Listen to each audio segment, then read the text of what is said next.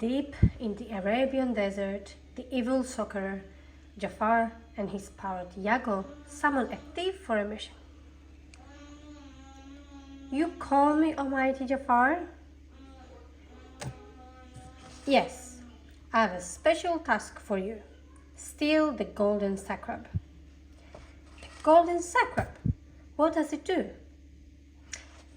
That's not your concern. Just get it for me. Jafar held two halves of the sacrab together, and suddenly it took a flight glimmering with magical aura. The magical sacrab stopped at the massive sand dune. As they reached Dune's peak, a colossal tiger head emerged from the sandy terrain, marking the entrance to the Cave of Wonders. Gazim, I order you to enter the Cave of Wonders. But Jafar, what if it's wrong? Don't question me. Just do as you're told. Okay. I'll go in.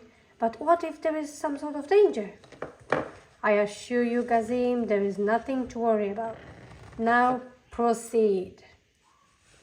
The only one may enter. The diamond in the rough. Did you hear that?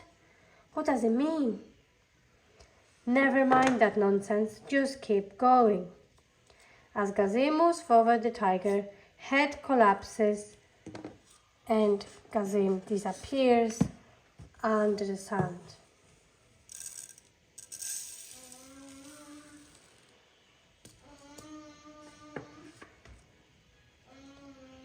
I must find that diamond in the rough. It could be the key to getting the lamp. Early next morning, a boy named Aladdin and his pet monkey Abu were walking through the marketplace of Agrabah.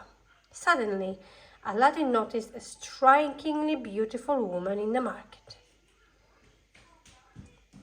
He watched the young woman take an apple from a stall and give it to the hungry boy without paying. The woman, who was a princess called Jasmine, didn't realize you had to pay. "Thief!" shouted the fruit seller. While Jasmine tried to explain that she didn't have any money, Aladdin rushed to help her and quickly led her away. "Where are you from?"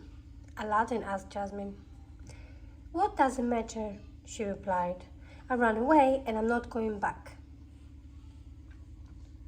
Suddenly, palace guards appeared. "They're after me," Jasmine and Aladdin said in unison. The guards captured Aladdin. "Come with us," and arrest him under orders from Jafar. Jasmine threw off her scarf, revealing her royal identity.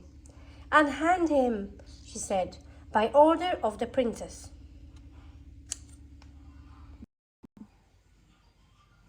The princess returned to palace and marched towards Jafar. Jafar, release Aladdin immediately. "I'm afraid it's too late, princess. Aladdin has been killed." Jafar was lying, though, since he learned that Aladdin was a diamond in the rough, and the only who could enter the Cave of Wonders. He wanted Aladdin to fetch him the lamp. At the entrance of Cave of Wonders, Aladdin stood outside and announced himself. "It is I, Aladdin." "Proceed," the tiger thundered. "Touch nothing but the lamp." The cave was filled with gold and jewels. Aladdin and Abu even found a magic carpet.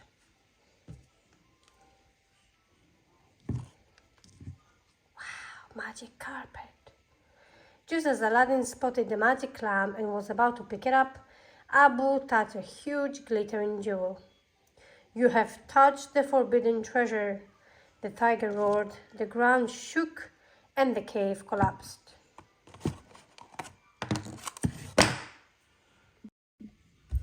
Thanks to the magic carpet, Aladdin and Abu landed safely at the bottom of the cave.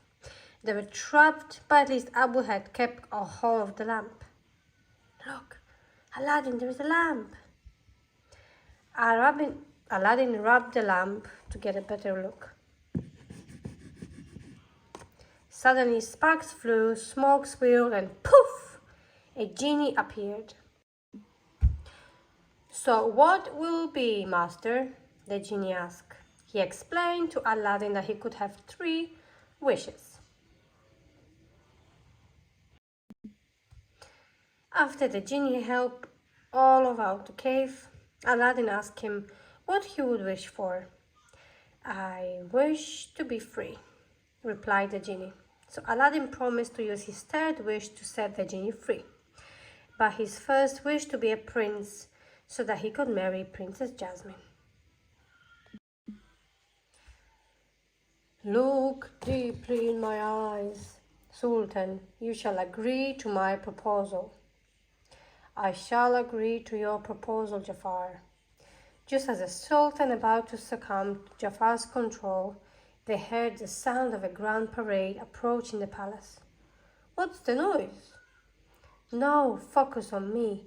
Don't let it distract you, Sultan." The spell was broken over the enchanting melody of the music and his mind started clearing. The Sultan was quickly escorted to the balcony to witness a prince arriving in the parade. "Sultan, it's Aladdin." Aladdin entered the throne of the palace. "Your Majesty," he said, bowing to the Sultan, "I am Prince Ali Ababwa. I have come to ask for your daughter's hand in marriage." The Sultan was delighted, but the princess, who did not recognize Aladdin, was not impressed. She was not a prize to be won. That night, Aladdin knew he needed to make it up for Jasmine, so he floated up to her balcony and he took her on a magic carpet ride. "Do I know you?" Jasmine asked, thinking he was familiar, but Aladdin didn't confess the truth.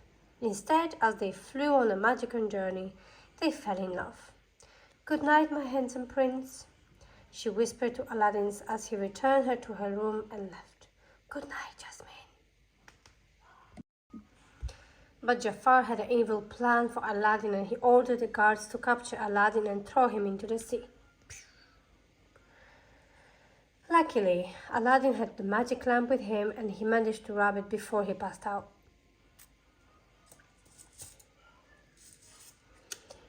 The genie had to use one of Aladdin's wishes to rescue him. Then he took Aladdin safely to the shore. He was fine. At the palace, Jafar had hypnotized the Sultan again. Jafar was determined to marry the princess. Turning to Jasmine, the Sultan commanded, "You will wed Jafar." "I will never marry you," Jasmine shouted at Jafar. She turned to her father and announced, "I choose Princess Ali." As the parade continued, Aladdin arrived at the palace just in time to witness the Sultan's under Jafar's hypnotist influence. "Stop, Jafar! You are an evil sorcerer." "Aladdin, what's going on?" "He has been using staff to control you, Sultan." Aladdin smashed Jafar's serpent staff and broke it, releasing the Sultan from the spell. The guards moved to seize Jafar, but Jafar spotted the magic lamp and disappeared. Not long after, Jafar sent his parrot to steal the magic lamp from Aladdin.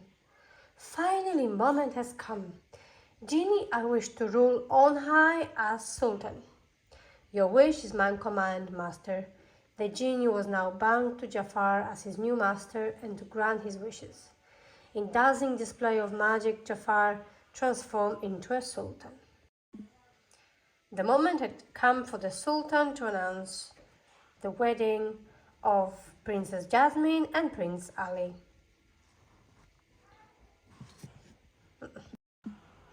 The moment had come for a Sultan to announce the wedding of Princess Jasmine and Prince Ali.